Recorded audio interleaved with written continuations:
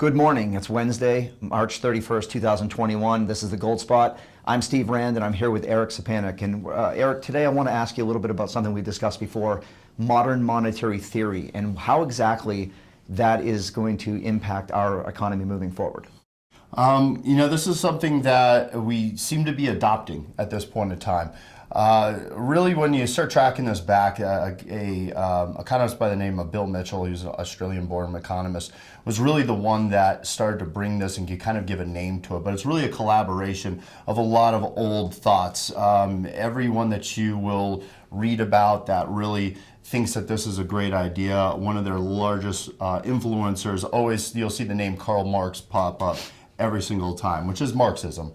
But the theory itself is really that we are slowing our economy down by not printing more. And because of the status that the US dollar has, we should just put this thing into hyperdrive.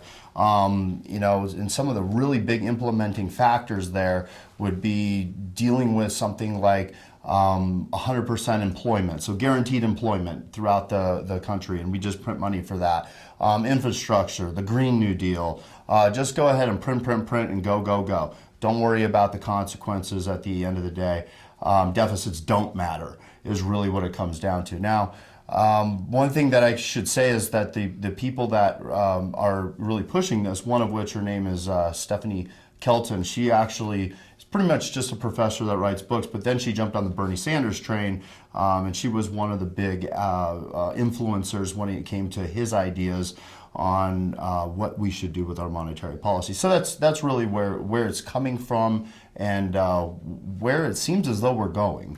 Right, and the scary part to me is that in talking with people, some of them clients even, that say, they just want to continue to, they're behaving in a way very similar to like what I saw back in 2007, 2008, leading up to the financial crisis, where it's, the Fed's just going to keep printing money, so I'm just going to keep going down this road, and I'm going to, the term irrational exuberance is the one I remember them talking about, and it's something we saw then, and I'm starting to see it now.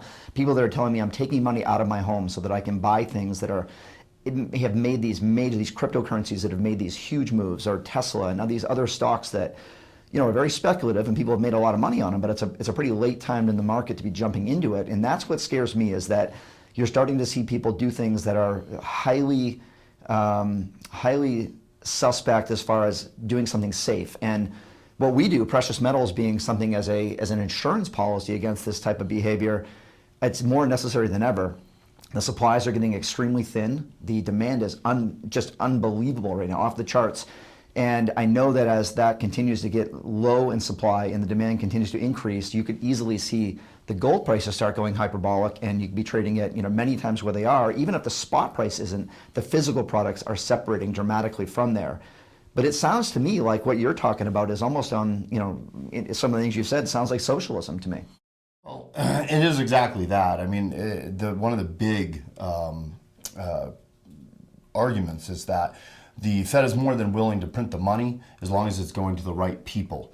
So if we're going to give it to the big banks, let's just give it to everybody.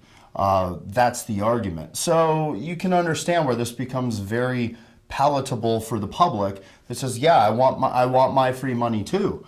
I think the problem in my eyes, and I've been talking about this since the crash, that I thought when we did bail out all these banks from the get-go, that we had not seen the tidal wave that we had created, and now we're really starting to feel the types of policies that we pushed forward, and I just believe that the commodity prices are going to continue to rise during the long term. That is, as you know, I'm not a short-term play guy, right. But long-term, I just don't think you can lose with commodities right now. Yeah, they created a monster back in 08 with these banks, and it's going to come back to roost again.